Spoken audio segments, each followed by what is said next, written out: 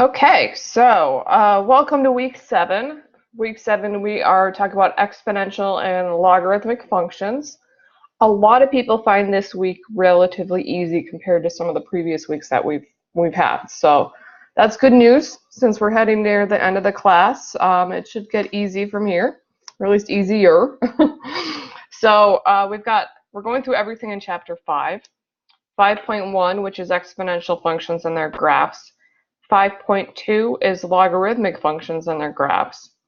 5.3 is properties of logarithms. 5.4 is exponential and logarithmic equations, and 5.5 is exponential and logarithmic models. So logarithms come up in engineering quite a bit because usually they're used to graph really, really big numbers and really, really small numbers. You'll use a logarithmic scale so that you don't have to deal with tiny numbers. Instead, you're kind of graphing the size of the number instead, basically by like what power of 10 it's close to. So like something that's in the thousands, when you put it on a log scale, would be 3 instead. So when you have really big numbers like a trillion, which would be, let's see, a million has 6 zeros, so a trillion has 9 zeros. That would be 9 instead of trying to graph a trillion on your graph. So logarithms are used for that sort of things. Exponential functions are used in a lot of different fields, and you'll see a lot of these in 5.5. But population growth is exponential, radioactive decay, bacteria growth, the way that medicines leave the body. There's tons of things that are exponential. And so this week has tons of real-world applications, and that's why I like exponential and logarithmic functions, is because they really do relate to the real world. So for what we're doing this week, the important skills that you're going to be reinforcing is factoring, because we do factoring every week.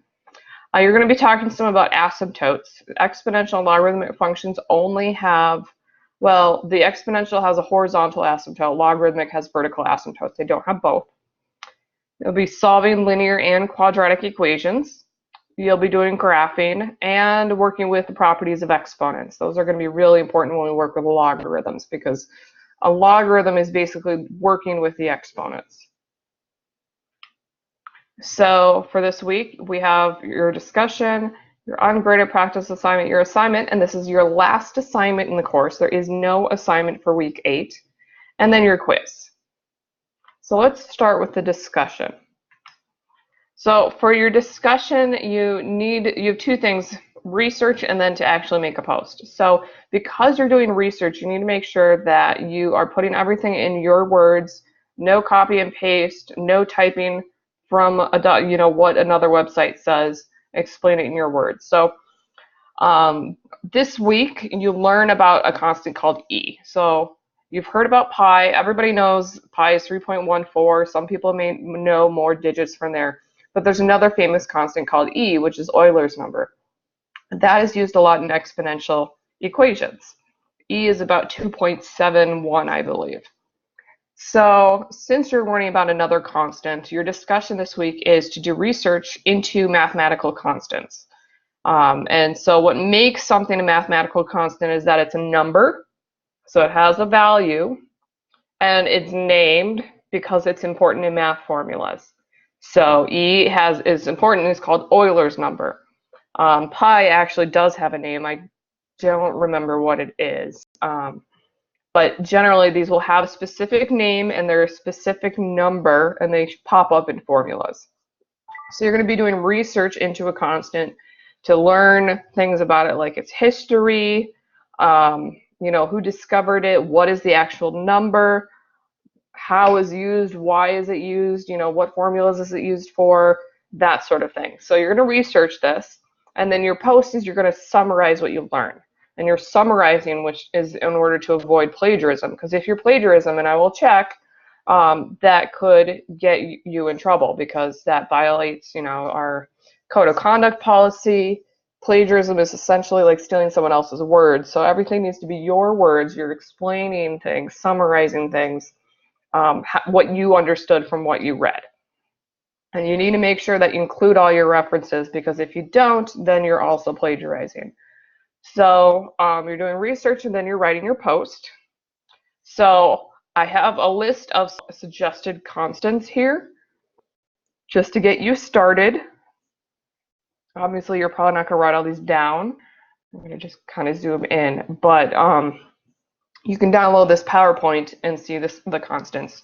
So there's tau, the speed of light, the speed of sound, Chaitin's constant, Avogadro's number, Planck's constant, Hubble's constant, Graham's number, France and Robinson constant, Euler-Mascheroni constant, Brune's constant, absolute zero, Chandrasekhar limit, Boltzmann constant, the golden ratio, Gelfand's constant, ideal gas constant, gravitation constant, Mason-Mertens constant, Landau-Ramanujan constant, the plastic number, which is also called the minimal Poisson number, and the fine structure constant. There are many, many more constants out of here. Another one that I should add to the list is Capricar's constant. That's a pretty neat one.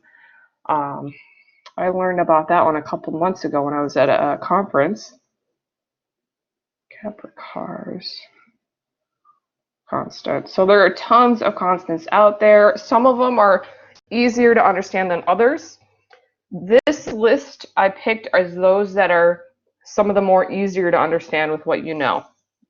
The ones that are way out there I did not put on the list because they may be beyond your, what you can understand with the level of knowledge that you have. So these are ones where there's enough information that it's accessible for where you guys are at in your program. So I recommend choosing one of these constants to do research from. Try to pick one that somebody else hasn't picked, so see what other people have in their discussions to get an idea, because I don't want to have everybody research the same constant, then it's kind of boring. So that's what your discussion is. It should be interesting this week. It should be a lot of fun. Then moving on to your assignments. So your ungraded practice assignment, you're doing problems from the end of chapter 5. And then your assignment is the 10 graded problems, showing all work, that sort of thing. So this is your last assignment, the last one you have to turn in, because next week there's no assignment so that you can focus on studying for the final exam, essentially. So that's why this is the last assignment. So for your quiz, just as a reminder, you've got 10 multiple choice questions. It's 1 hour. You have to complete it at once. You must submit your work. I've been noticing a lot of people not submitting their work. They're not submitting to the Dropbox at the end of the term. That's going to cut your score in half because you haven't shown any work on your problems. So you need to make sure you get those in before the term ends, or you're going to get a cut to your grade. So it's really important that you get in that work. And then once the Dropbox is looked at and scored, you got a 0, and those points will be added onto your actual quiz score. So for the quiz, we're covering week 6 stuff. So it's rational functions. So you're going to be basically doing everything that was on the assignment, figuring out the domain, which you could do from graphing, that should help. The asymptotes, again, graphing, that helps. The intercepts, the zeros, and then graphing rational functions. So I showed how to find all of those things in my live video from last week. The graphing you can use with Desmos. So everything, was in last week's video on rational functions. So rewatching that video can help you out, to help you refresh what you need to do and take a look at your assignment. So definitely review your assignment so that you can see what you did wrong and how you can change it. And then I was only able to find one set of practice problems on rational functions. It's basically about finding the asymptotes, which is one of the more important things. So I have that link here so you can have practice with that. So that's the quiz. Usually this quiz isn't too bad. And then, so our suggested schedule this week. So we do have 5 sections, so it's going to take up most of the week. Let me zoom in. So the discussion you can start anytime. So the sooner you get that, the more you can get replies. And then basically, so I've got, a section a day starting on Thursday. And then I picked out different review exercises that go with each one. The assignment itself is not in order, just as an FYI. Problem 1, you need 5.4. So you can do 2, 3, 4, and 5, and then go back and do 1 about solving the exponential logarithmic equations. And then there are no word problems, so you don't have any problems on the models in the assignment.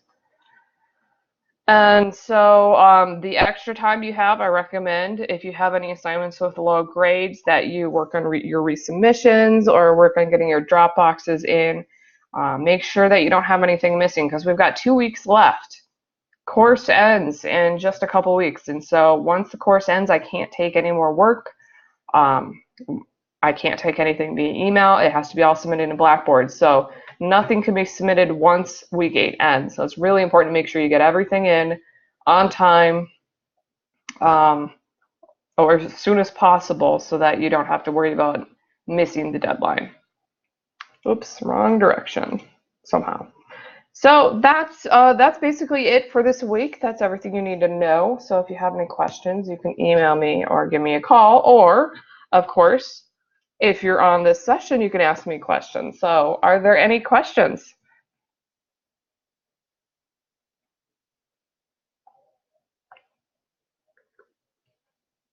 Okay, yeah. Yeah, should be a relatively easy week. Some people do struggle with the properties of logarithms and exponential functions, but usually the stuff this week is pretty straightforward. So I don't think there will be too many issues, especially if you make use of graphing. That should help you out on a lot of the problems. So, but if you do have questions, of course, you are encouraged to reach out to me. I know I'm doing a session. What are my live sessions?